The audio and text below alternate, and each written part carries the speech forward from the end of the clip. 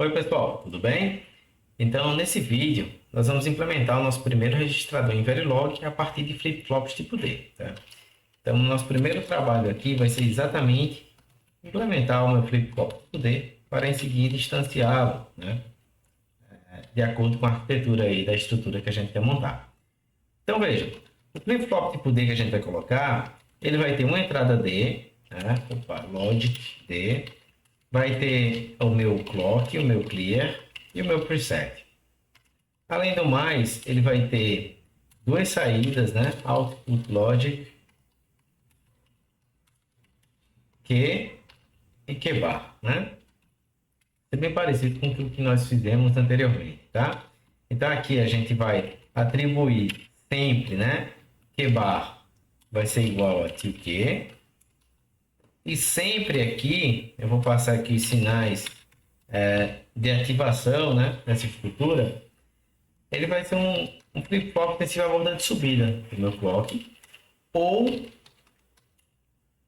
a gente vai colocar ele sensível ao nível 0 do meu clear do preset, tá? Então, o primeiro passo aqui, a gente vai testar o meu clear, né? Se o meu clear for 0, o meu Q tem que ser 0. Lembrando, isso aqui é igualzinho, tá? O que nós já fizemos anteriormente. Então, else if preset igual a 0, nós faremos Q igual a 1. E finalmente, né, caso nem o clear nem o preset sejam iguais a 0, aqui a gente tem o meu Q igual a D. Então, o que é que aqui está acontecendo de fato? Ora, dentro do meu always, dentro desse parênteses aqui, eu passo a lista de sensibilidade. É quando essa estrutura aqui vai ser rodada, esse bloco procedural vai ser computado. Tá? Então, veja, ou ele sobe porque eu tive uma variação de 0 para 1 no clock, a borda de subida, né? Ou porque eu tive uma variação de 1 para 0 no meu clear, ou porque eu tive uma variação de 1 para 0 no meu preset. Então, a primeira coisa que eu tenho que observar é, eu entrei na minha estrutura, eu estou rodando ela está sendo computada por qual das três razões? Então, teste. Eu entrei por conta do clear, né? Porque se tem uma borda de subida e descida do clear, é porque o clear é 0. Né? Então, eu entrei por conta do clear? Se sim, o meu Q vai para 0. Se eu não entrei por conta do clear, será que eu entrei por conta do preset? Se sim, o meu Q é 1. E se não foi nem pelo clear nem pelo preset, obviamente eu entrei devido a essa subida do clock. E nesse caso, o flip-flop tipo dele computa, né, o meu Q recebendo o valor ali de D. Tá? Em seguida, eu vou construir aqui o meu test bench do registrador. Vamos ver aí como tudo vai ficar, tá? Então vamos lá. Salva isso aqui. O primeiro ponto que a gente tem que fazer é definir quais são os sinais que nós vamos utilizar, tá? E para isso a gente precisa definir exatamente qual o comprimento do meu registrador. Vamos supor que nesse momento eu vou fazer um registrador de deslocamento de 4 bits que desloque do bit mais significativo para o menos significativo. Então, nesse caso, é um registrador que ele possui uma entrada serial, que ele possui o clock, o clear, o preset, né? E além do mais, ele vai possuir 4 saídas, vamos dizer aqui, tá? Eu vou ter 4 locais ali, em que eu posso coletar esses dados. Legal?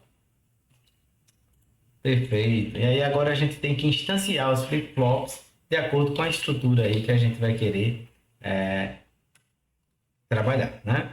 Então eu vou ter basicamente 4 instâncias, né? Deixa eu copiar isso aqui, talvez. Não, depois eu copio, tá?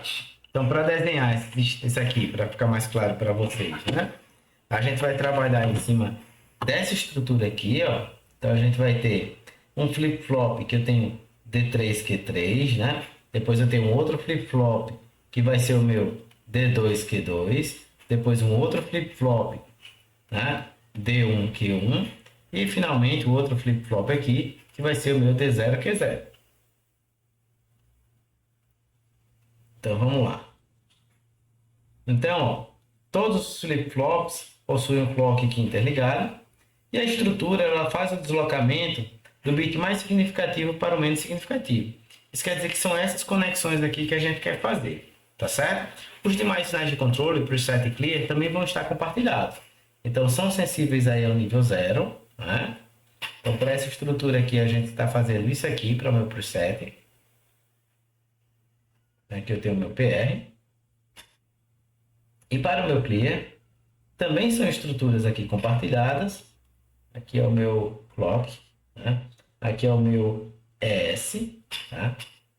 E o meu clear, ele também vai estar aqui na estrutura compartilhada, um sinal compartilhado, né? Vou chamar aqui de CLR. Legal. Então, é essa estrutura aqui que a gente quer conectar lá. Então, observe. Eu tenho aqui, ó, o meu Q3, né? Ele é o que está conectado aqui na entrada D2. O Q2 está conectado na entrada D1. E o Q1 está conectado ali na entrada D0. D0, tá? Então, observe. Eu vou precisar da primeira instância 3 a ser referente ao flip-flop que tem o Q3, né? Então, veja. Quem é que eu tenho aqui? Ora, o ES está conectado no D3, tá? E dentro do array, o meu Q3 está aqui na saída. Então, a gente vai criar essa instância da seguinte forma. Colocar ES. Notem a sequência de dados que eu tenho que passar no módulo flip-flop, tá? ES. Aqui eu vou ter QBAR também, né? Vou precisar dessa variável também. Então, é ES, clock, clear, preset. Tudo isso aqui é o mesmo, né? Compartilhado. Depois eu tenho Q3 apenas, né? E Q bar 3. Legal. Então essa aqui seria a minha primeira estrutura aí que eu vou instanciar. A segunda estrutura, meu inst2, a entrada dele, o D, está conectado em Q3, não em ES. Então eu vou chegar aqui e colocar Q3, né? E aqui vai ter Q2 e Q bar 2. Seguindo essa lógica, eu teria o inst1 e o inst0, tá? Esse cara aqui recebe Q2, esse aqui recebe Q1, isso aqui vai ser Q1, e a saída será Q0 desse último aqui. Legal, então nota. Clock, clear, preset, compartilhado para todos os flip-flops, tá? As entradas seguindo aquela estrutura que a gente acabou de observar, né? E eu tenho a instância, então, do meu primeiro registrador, que a gente vai começar a observar como é o funcionamento dele. Então, vamos fazer o seguinte. A gente vai observar ele a partir do meu... da minha forma de onda, tá? Talvez seja mais interessante nesse primeiro momento, né? Então, dump file, vou chamar de register.vcd, e depois eu vou utilizar o meu dump vars para especificar que variáveis eu quero observar. Então, pessoal, uma forma de trabalhar também com o meu dump vars é especificar não a instância, mas especificar quais variáveis eu quero que sejam consideradas salvas dentro desse arquivo aqui. Então veja, qual seria interessante para mim? O meu clock é interessante, clear, o preset, né? A entrada serial de dados, o que posso colocar aqui bar também, tá? Então ele vai ficar salvando todas as variações que acontecem nessas variáveis ao longo do tempo de simulação. E aí, eu vou começar aqui a limpar essas variáveis que eu estou aqui trabalhando, né? Então, veja, eu vou colocar aqui que inicialmente o meu clock é 0, que o meu clear é 0, que o meu preset é 1, tá? E que o meu ES é 0. Por que eu não fiz o preset também igual a 0? Porque eu não quero, né? Eu noto que eles são sensíveis a 0 nesse flip-flop aqui, ó. Então, quando eu coloquei o clear igual a 0, eu estou ativando o meu clear. Eu não quero ativar o clear e o preset ao mesmo tempo, né? Não faz sentido, eu não quero gravar 0 e 1 ao mesmo tempo. Então vamos dizer que eu quero primeiramente limpar o meu flip-flop, vai começar com tudo igual a zero, tá? E aí a partir daqui eu vou começar a estimular, tá? E como essa estrutura aqui, vocês observam que toda a entrada de dados, ela se dá de forma serial. Então tudo aqui entra pela entrada ES, certo? Para ir carregando então esse sistema aqui, eu preciso de 4 pulsos de clock para carregar o registrador com a palavra aí de 4 bits, né? Então, o primeiro pulso, ó, um bit vem para cá, o segundo pulso, né, vai vir para cá, o terceiro para cá, o quarto para cá. Então, se eu quero carregar a palavra 1010, tá? Então, pensando que isso aqui é Q3, Q2, Q1 e Q0, qual é a sequência de valores em ES que eu tenho que colocar? Ora, como vocês acabaram de ver nesse exemplo, né? Eu dou um pulso de clock, o bit vem para cá, outro pulso vem para cá, outro pulso vem para cá e outro pulso vem para cá. Então, depois de 4 pulsos de clock, eu coloco aquele primeiro bit nessa posição. Ou seja, o primeiro bit que eu vou colocar aqui na entrada ES vai ser 0. Então, eu tenho que colocar 0 e dar um pulso de clock. Depois, eu coloco 1 e dou outro pulso de clock. Depois, eu coloco 0 e dou outro pulso de clock. E depois, eu coloco 1 e dou mais um pulso de clock. E isso é que vai garantir ali no meu sistema o carregamento desses flip-flops com a palavra 1010, tá? Então, vamos observar como é que a gente faz isso. Olha, primeira coisa que eu tenho que fazer, né, depois de um instante de tempo, fazer o meu clear igual a 1. Eu tenho que desativar o meu clear. Não faz sentido, né, manter ele igual a 0, senão o meu sistema vai ficar igual a 0, vai ficar com todos os flip-flops zerados por todo o tempo, tá? E depois eu posso começar a trabalhar. Vamos dizer que depois de 5 instantes de tempo, né, eu faça, note, o ES inicial é 0, né? Quando eu fizer o clock igual a 1, ele está inicializado em 0. Quando eu fizer o clock igual a 1, eu estou fazendo uma subida de clock. Eu vou estar acionando o meu sistema. E eu vou estar gravando o meu ES. Como o primeiro dado que eu quero gravar de fato é 0, eu posso fazer aqui, ó, o meu clock igual a 1. E com isso eu faço a minha primeira gravação, tá? Vamos dizer que depois de mais 5 instantes de tempo, eu desço o clock novamente. No momento que eu desci o clock, eu posso preparar o próximo dado que eu quero gravar. Voltando para cá, ó, o próximo dado que eu quero gravar é o 1. Né? Esse 0 vai ser deslocado, o 0 já está aqui. Ó. Então esse 0 vai vir para cá e o 1 tem que estar no ES para que ele venha para essa posição. Então vamos chegar aqui e colocar ó, ES igual a 1. Certo?